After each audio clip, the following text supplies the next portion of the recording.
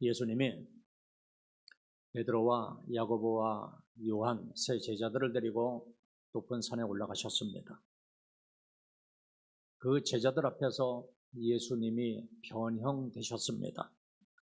얼굴이 해같이 빛났고 옷이 빛과 같이 휘어졌습니다.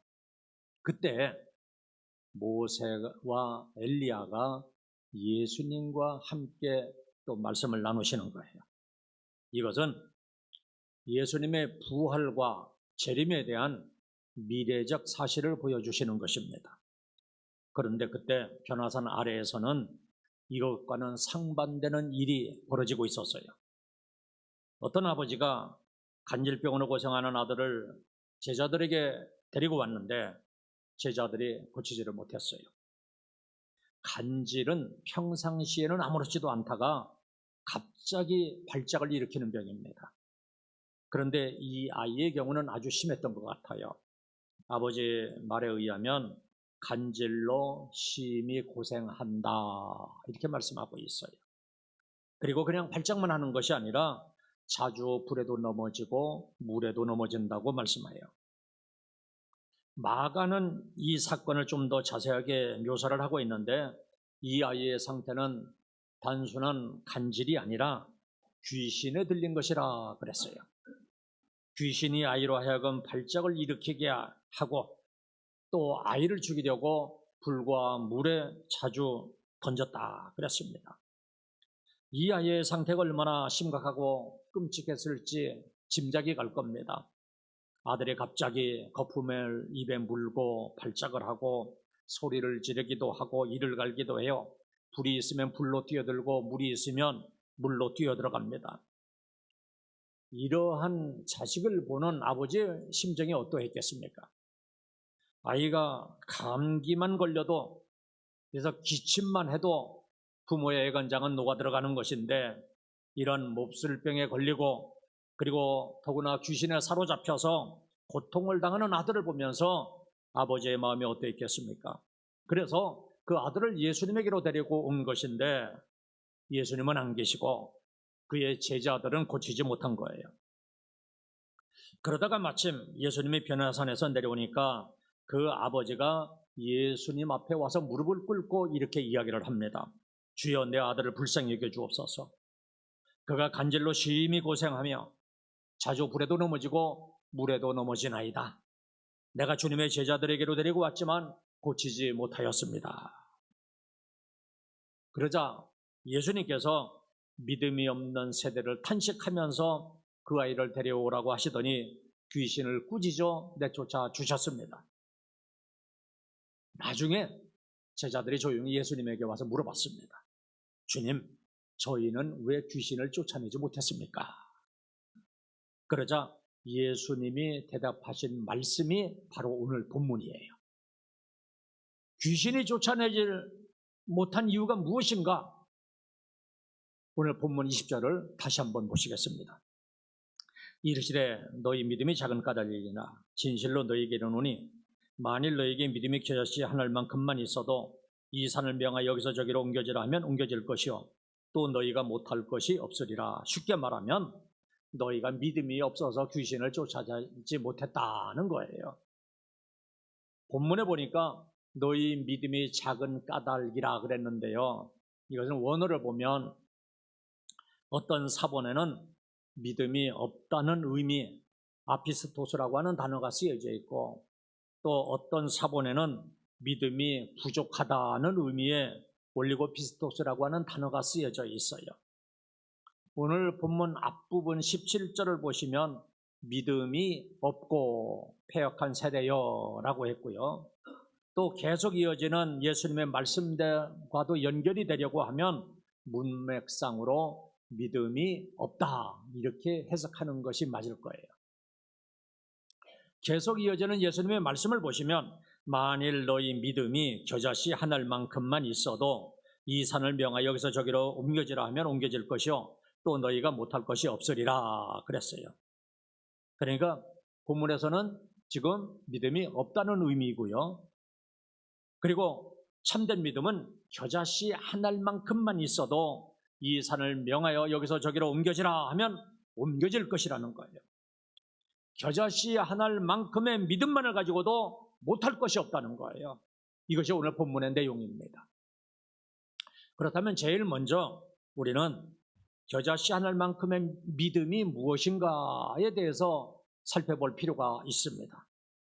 도대체 믿음이 무엇이길래 겨자씨 하나만큼만 있어도 산을 옮길 만한 큰 힘을 가지고 있는가? 우선 겨자씨에 대해서 좀 말씀을 드리겠습니다. 이 겨자씨는 팔레스틴 지방 그리고 저 지중해 연안 등에서 자라나는데 씨는 아주 작아요. 이 좁쌀만해요. 그런데 성장하면 3m에서 4.5m 정도까지 자라나요. 겨자나무는 원줄기가 있고요. 그리고 몇 가닥의 그 곁가지가 나와서 자라나는데 이 원줄기는 새가 앉아도 부러지지 않을 정도로 강하다고 그럽니다. 그래서 나무가 다 자라나면 새들이 와서 깃든다 이렇게 말씀해요. 지금 예수님이 이 말씀을 하시는 것은 결국 믿음이 가진 생명력을 강조하는 것이고 감추어져 있는 믿음의 무한한 가능성을 강조하는 것입니다. 이처럼 믿음은 엄청난 힘을 가지고 있습니다. 그러니까 믿음은 그 양이 많고 적고의 문제가 아니에요. 비록 겨자씨 하나만큼 아주 작을지라도 믿음이 있느냐 없느냐가 중요한 거예요. 아무리 작은 믿음일지라도 겨자씨 하나만큼이라도 그 믿음이 참된 믿음이라고 하면 그 믿음은 엄청난 능력을 나타냅니다. 그 믿음을 온전히 보존해서 하나님과의 관계가 계속해서 지속되기만 하면 그 믿음의 주체가 되시는 하나님은 그 믿음을 가지고 주권적인 방법으로 우리가 상상할 수도 없는 엄청난 일을 행하시는 것이에요. 산도 옮길 수가 있다 말씀하고 있어요. 다시 말하면 믿음은 비록 겨자씨 하나만큼만 있어도 하나님과 연결되어 있기 때문에 그 믿음을 통해서 하나님의 힘이 공급되는 거예요. 그 하나님의 엄청난 능력을 어떤 힘이 당해낼 수가 있겠어요? 이 믿음으로 하나님의 능력을 받아내는 거예요. 그래서 믿음은 하나님의 은혜를 받는 손이라 이렇게 비유하기도 합니다. 따라서 우리에게는 겨자씨 한 알만큼이라도 참된 믿음이 필요해요. 하나님과 연결되어서 끊임없이 그분의 능력을 끌어다가 쓸 수 있는 참된 믿음이 필요해요. 그렇다면 저와 여러분들은 겨자씨 한 알만큼일지라도 참된 믿음을 가지시기를 주님의 이름으로 축원합니다. 그렇다면 두 번째로 겨자씨 한 알만큼의 믿음에는 어떠한 큰 힘이 있는가? 여기에 대해서 말씀을 드리겠어요. 본문 20절을 다시 보시겠습니다. 진실로 너에게 이르노니 만일 너에게 믿음이 겨자씨 한 알만큼만 있어도 이 산을 명하여 여기서 저기로 옮겨지라 하면 옮겨질 것이요 또 너희가 못할 것이 없으리라. 믿음이 겨자씨 한 알만큼만 있을지라도 산을 여기서 저기로 옮길 수 있다는 거예요. 성경에서는 사람의 능력으로는 해결할 수 없는 어떤 큰 문제를 이 산에다가 비유를 했어요. 스가랴 4장 7절에 보니까 큰 산아 내가 무엇이냐 수룹바벨 앞에서 평지가 되리라. 큰 산과 같은 문제가 있어도 수룹바벨 앞에서는 평지가 된다는 말씀이에요.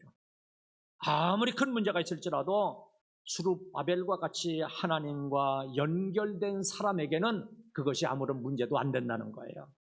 그 사람의 능력으로 해결하기 어려운 커다란 문제, 난제들도 믿음으로 얼마든지 해결할 수 있다는 말씀이에요. 모세가 이스라엘 백성들을 출애굽시키는 과정을 생각해 보세요. 장자의 재앙까지 당하고 얼떨결에 바로가 그 백성들을 출애굽시켜 줬는데 정신을 차리고 보니까 그 노예들을 내어준 것이 너무나도 아까웠어요. 그래서 병거 600승을 보내어서 그 노예들을 다시 잡아오라. 그래가지고 막 지금 추격을 해옵니다. 이스라엘 앞에는 지금 홍해가 가로막고 있고 뒤에는 추격해오는 애굽 군대가 있고 좌우에는 사막이 가로막고 있어요. 진퇴양난에 빠진 모세가 하나님께 호소를 합니다. 그러자 하나님이 모세에게 이렇게 지시합니다. 너는 지팡이를 들고 손을 바다 위로 내밀어 홍해가 갈라지게 하라. 이스라엘 자손이 바다 가운데 육지로 행하리라. 그대로 믿고 순종했더니 홍해가 갈라졌어요. 엄청난 하나님의 능력이에요. 여러분, 힘은 힘과 대결하는 거예요. 바닷물의 힘보다도 더 강한 힘이 아니고는 이 홍해가 갈라질 수가 없는 거예요. 그러니까 홍해가 갈라졌다 하는 것은 이 믿음의 힘이 바다의 힘보다도 더 강한 거예요. 이처럼 참된 믿음은 바다보다도 큰 힘이 있어요. 홍해도 갈랐고 요단강도 갈랐습니다. 그 믿음은 태양과 달보다도 강해요.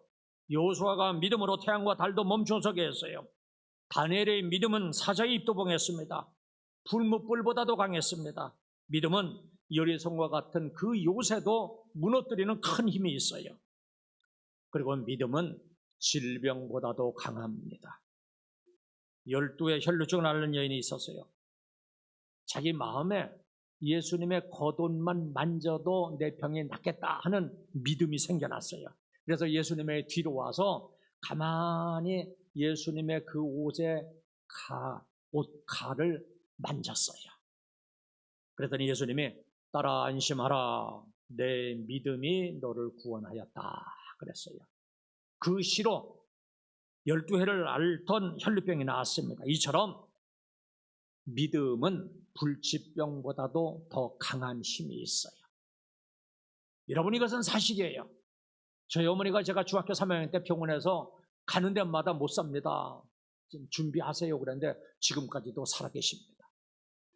하나님의 능력으로 나았어요. 못 고친다고 했는데 기도 중에 나았어요. 로마의 백부장이 있었습니다. 그의 하인이 중풍병으로 매우 괴로워합니다. 그래서 예수님에게 자기의 하인을 고쳐달라고 했습니다.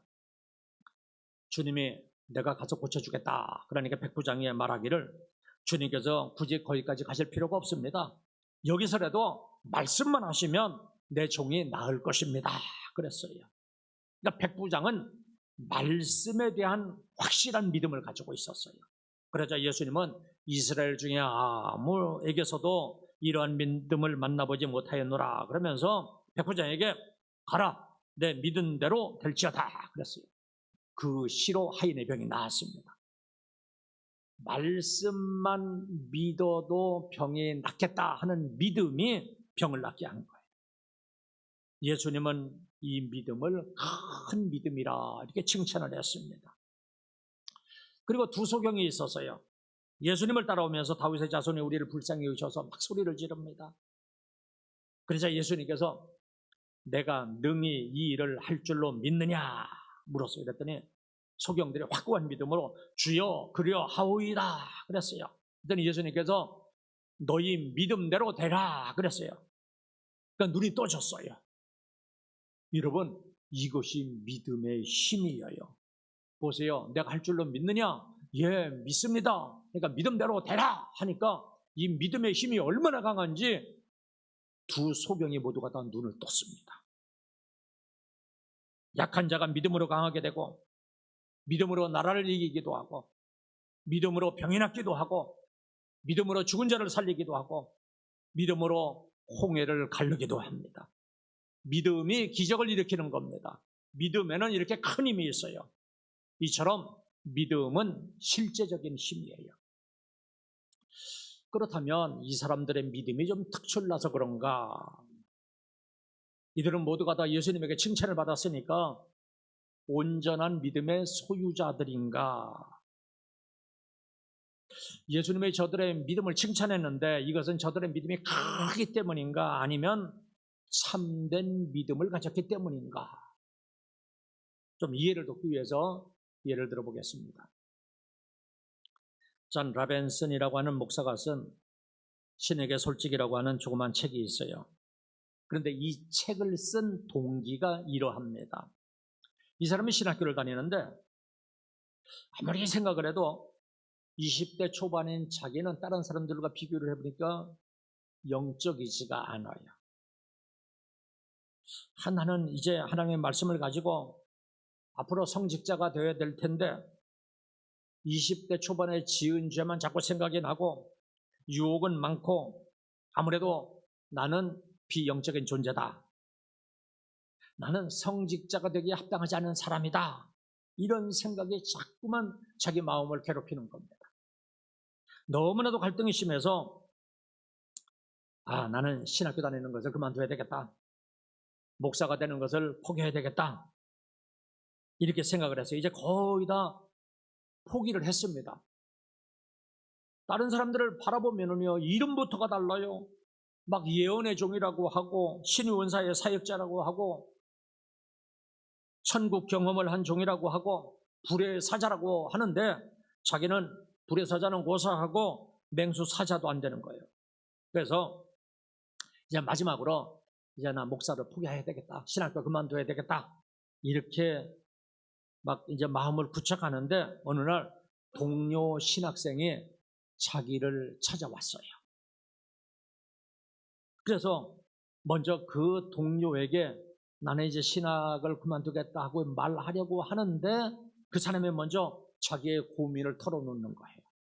들어보니까 자기는 이제 신학교를 그만두고 세상에 나가서 직장을 다니면서 살려고 하는데 어떻게 생각하느냐고 묻는 거예요. 그래서 그 친구의 고민과 이유를 들어보니까 자기하고 똑같은 거예요. 아니 그러면 너도 그렇고 나도 그렇고 그러면 다른 사람에게 물어보면 다른 사람들은 어떨까? 그럼 우리 사람들을 좀 모아놓고 토론을 해보자 그랬어요. 그래서 이제 사람들을 쭉 모아놓고 토론을 하는데 이 두 사람이 먼저 자기들의 생각을 얘기했어요. 그랬더니 알고 봤더니 다른 사람들 생각도 다 똑같은 거예요. 신에게 솔직히 선다면 다 똑같다. 거기서 이 사람은 인간됨의 진리를 발견하게 됩니다. 신에게 솔직히 선다면 인간은 이렇게 보잘것없는 나약한 존재라는 거예요. 그래서 그것을 책으로 썼는데 그것이 그 유명한 신에게 솔직이라고 하는 책이 된 거예요. 그는 자신을 괴롭히는 마음의 선을 옮겨버리고 하나님 앞에서 옷을 벗고 이제 희망의 순례를 떠납니다. 겨자씨 한 알만큼의 믿음으로 행진을 해서 그래도 나에게는 하나님께서 주신 아주 겨자씨만한 믿음이라도 있지 않는가? 그러니까 이 믿음을 가지고 내 마음에 일어나는 이 모든 괴로운 산을 옮겨버리자 이렇게 결단을 했습니다. 그리고는 마침내 미국 사회에서 크게 인정받는 영적 지도자가 되었습니다. 캠브리지 대학과 하버드 대학의 세계적인 교수가 되어서 수많은 제자들을 길러낸 사람이 되었어요. 여러분 보세요. 우리가 하나님 앞에 솔직히 선다면 다 똑같습니다. 저라고 다르지 않아요. 어떻게 보면 저는 더 할 수도 있어요. 아시잖아요. 우리 장로님들 다 나보다 성격들 다 좋대요 보니까. 사람은 다 거기 똑같아요. 믿음, 그러면 사람 성격만 그러냐? 믿음도 역시 마찬가지예요. 그렇다면 나는 특별하다 하는 이유상을 버려야 돼요. 나는 이렇게 신앙생활하고 나는 이렇게 열심히고 이런 영웅 심리들 다 버려야 돼요. 모든 사람은 하나님 앞에서는 다 똑같아요. 그리고 저 사람은 저렇게 믿음이 좋은데 나의 믿음은 어찌해서 겨자씨 한 알만큼의 믿음인가? 이렇게 자책하지 말아야지 돼요. 제자들도 그랬잖아요. 우리는 어찌하여 쫓아내지 못하였나이까? 이 제자들의 고백 보세요. 나는 어찌하여 안 되는가? 이처럼 못하는 것이 정상이에요. 어떤 믿음일지라도 하나님의 능력과 연결이 되지 않으면 그것이 당연한 거예요. 그러니까 믿음은 크냐 작으냐의 문제가 아니라 물론 그것도 중요하지만 하나님의 능력과 연결이 되어 있느냐 하는 것이 더 중요해요. 물론 우리들은 큰 믿음이 있고 작은 믿음이 있으니까 모두가 다 큰 믿음을 가져야 돼요. 왜냐하면 믿음의 분량대로 쓰임을 받기 때문입니다. 하지만 더 본질적인 것은 겨자씨 한 알만큼의 믿음일지라도 하나님과 끊임없이 연결될 수 있는 참된 믿음을 가지고 있어야 돼요. 왜냐하면 우리의 믿음은 늘 지금도 성장해가는 과정에 있기 때문에 어차피 온전한 믿음을 가진 사람은 한 사람도 없기 때문입니다. 그러나 참된 믿음은 겨자씨 한 알만큼만 있어도 태풍의 눈과 같아요. 우리나라는 가을만 되면 어김없이 태풍이 찾아오고 큰 피해를 입고 있는데 그 영향력을 보면 참 대단해요. 태풍은 태풍의 눈만 소멸되지 않고 그대로 있으면 반경 수백 킬로미터까지 엄청난 세력으로 바람과 비를 몰고 옵니다. 아직 태풍이 우리 한반도 육지에 닿기도 전에 저 남쪽에 있는데도 벌써 우리가 사는 지역에 보면 막 비바람이 몰아치잖아요. 이 엄청난 위력의 태풍도 눈이 없으면 아무것도 아니에요. 그냥 비만 내리는 저기압이 되고 말아요. 그러니까 믿음이 이와 같다는 거예요. 태풍의 눈은 몇 킬로도 안 되지만 바로 이것이 수백 킬로미터까지 영향을 미치는 것처럼 믿음도 이와 같다는 거예요. 겨자씨 하늘만큼의 작은 믿음이지만 이 믿음의 핵만 있으면 태풍처럼 엄청난 세력을 발휘해요. 겨자씨 하늘만큼의 믿음이지만 하나님의 능력과 연결이 되기만 하면 엄청난 능력이 나타나요. 그래서 믿음은 생명력을 가지고 있습니다. 그런데 보세요. 예수님을 믿는 우리들의 마음 중심에 믿음이 있어요, 없어요? 믿음이 있죠? 믿음이 있으니까 여기 와서 지금 예배드리지 뭐하러 나왔어요? 이 믿음 가지고 나온 거예요. 비록 겨자씨 한 알만큼 작은 믿음일지는 모르지만 우리 모두 한 사람 한 사람에게는 이러한 믿음이 있어요. 그러면 우리는 믿음의 사람들입니다. 그리고 믿음의 사람들인 우리는 그 믿음으로 능력의 사람들이 되는 거예요. 우리는 제자들의 삶을 보면서 이 사실을 얼마든지 확인할 수가 있어요. 믿음이 없는 패역한 시대에 살고 있던 제자들은 무기력했어요. 배반했습니다. 이기심에 들떠 있었고 대접을 받으려고만 했고 심지어는 주님까지 부인하는 오합지졸들이었어요. 그런데 마가의 다락방에서 성령님을 체험하고는 확고한 믿음을 가진 제자들은 어디를 가든지 큰 힘을 나타냈어요. 담대해졌습니다. 막 사람들을 회개시키고 변화시켜 나갑니다. 안전뱅이를 고치고 죽은 자를 살리고 옥문을 열리게 했어요. 이 모든 것의 중심에는 믿음이 자리 잡고 있습니다. 부활신앙에 대한 확고한 믿음이 핵으로 자리 잡고 있었어요. 믿음이 이런 거예요. 그렇다면 우리에게는 이런 참된 믿음이 있는가? 겨자씨 한 알만큼이라도 믿음이 있는가? 겨자씨 한 알만큼의 믿음이라도 있다면 우리는 얼마든지 그 믿음의 능력을 나타내면서 살아갈 수가 있어요. 이것이 우리 그리스도인들의 독특한 생활 방식이에요. 힘이 있는 그리스도인이 있고 힘이 없는 그리스도인들이 있어요. 그 차이는 바로 이 믿음에 있는 거예요. 믿음을 얼마나 사용하느냐, 믿음을 얼마나 끝까지 믿고 나가느냐, 이 차이예요.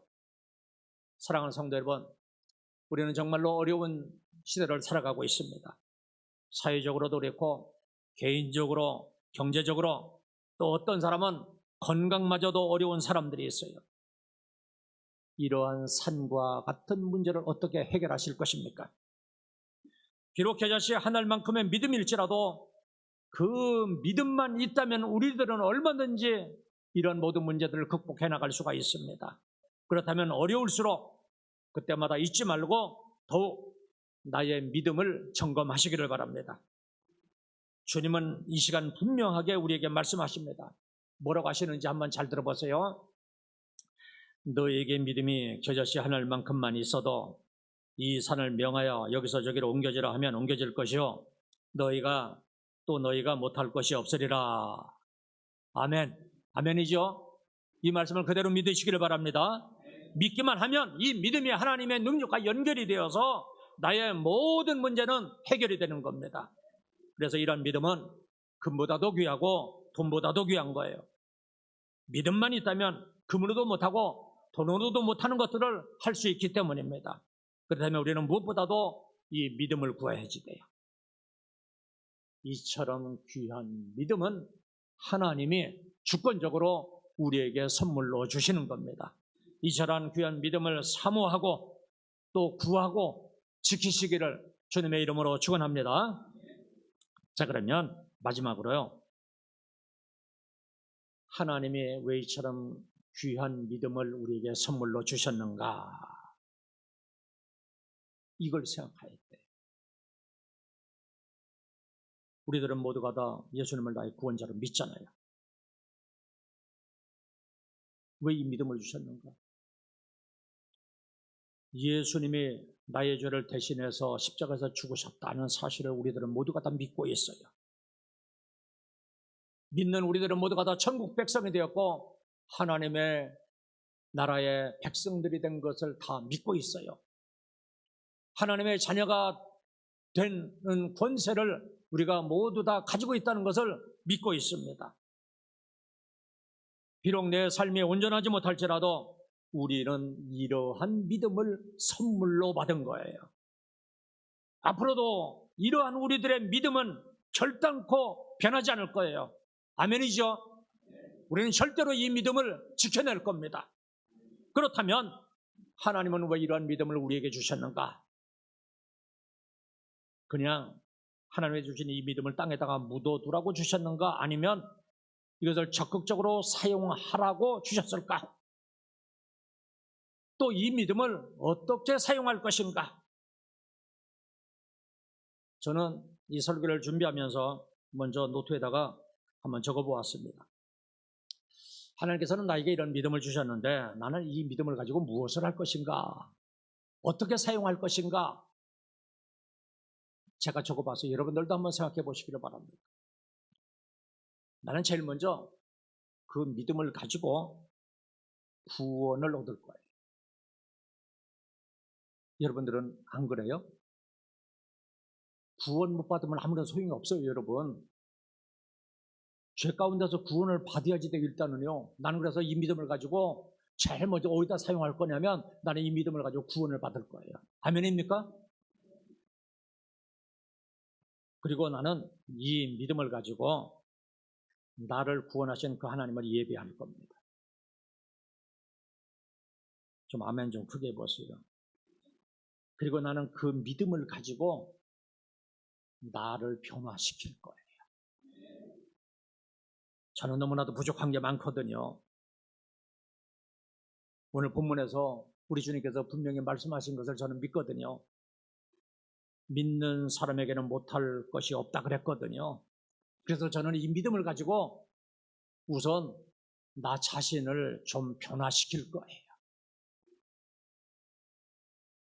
그리고 그 다음에는요, 이 믿음으로 나는 많은 사람을 살릴 거예요. 이 믿음으로 복음을 선포할 거예요. 그리고 나는 이 믿음으로 그 많은 사람들을 복되게 할 거예요. 내 주변에 있는 사람들이 복된 사람들이 되게 할 거예요.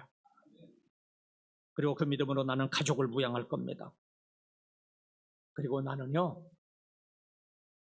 이 믿음으로 나 행복하게 살 거예요. 여러분들도 그렇죠?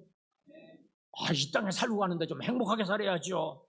그리고 나는요, 그 믿음을 가지고 나에게 필요한 것도 가질 거예요. 나의 꿈도 이룰 거예요. 나는 아직까지도 이 나이지만 꿈이 있거든요. 이 믿음을 가지고 나는 이 꿈을 이루어낼 거예요. 그리고 그 믿음으로 나는 영원히 하나님과 함께 할 겁니다. 그리고 그 믿음으로 나는 하나님을 기쁘시게 할 거예요. 여러분들도 한번 생각해 보시기를 바랍니다. 믿음이 이렇게 큰 능력이 있다면, 아주 제 자신 할 만큼이라도 있으면 이렇게 엄청난 능력이 있다면 이 믿음을 가지고 도대체 무엇을 할 것인지 한번 스스로를 생각하고 한 주간 동안 기도하시기를 바랍니다.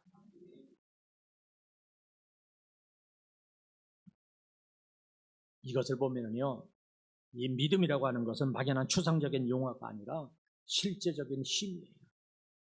실제적인 하나님의 능력이 작동되는 거예요. 근데 이 엄청난 것을 받아놓고 가만히 있으면 그 사람은 참 억울한 거예요.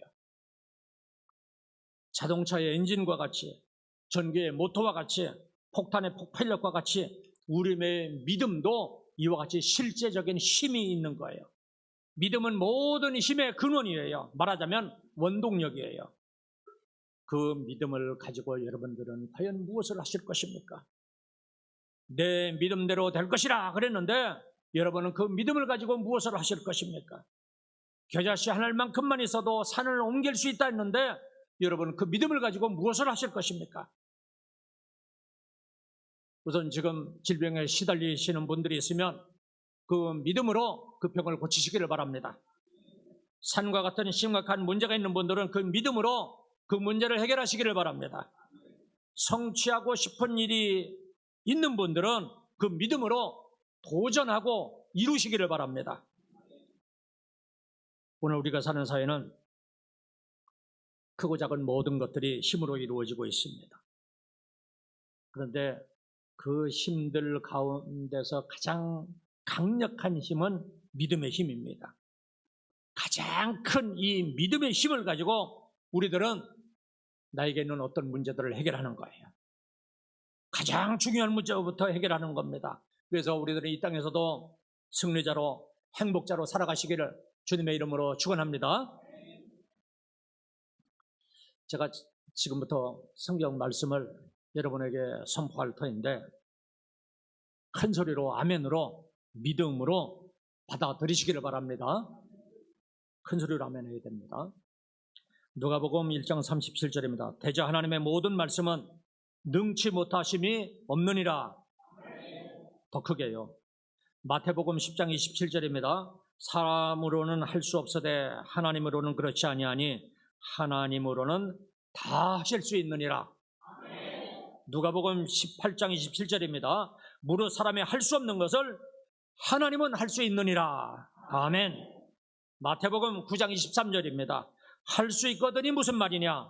믿는 자에게는 능치 못할 일이 없느니라. 빌립보서 4장 13절입니다. 내게 능력 주시는 자 안에서 내가 모든 것을 할 수 있느니라. 아멘입니다.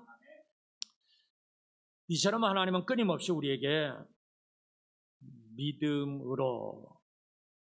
믿음만 있으면 무엇이든지 할 수 있다 이렇게 말씀하고 있어요. 세상에 돈도 없고 권력도 없지만 그런데 우리에게는 하나님께서 주신 믿음이 있어요. 가장 좋은 강력한 힘, 이 믿음이 있어요. 이 믿음은 하나님의 능력과 연결이 되는 거예요. 이 믿음은 하나님의 능력을 얼마든지 끌어다가 쓸 수 있는 거예요. 그렇다면 태산과 같은 일을 만났다고 해서 아직 낙심하거나 포기할 일이 절대로 아닙니다. 나는 할 수 없지만 나에게는 무엇이 있어요? 믿음이 있는 거예요. 겨자씨 하늘만큼의 믿음만 있어도 얼마든지 산과 같은 문제를 해결할 수가 있습니다. 이제부터는 이 믿음으로 다시 시작을 해서 건강하고 능력 있는 삶을 살아가시기를 주님의 이름으로 축원합니다. 이제 기도하겠습니다.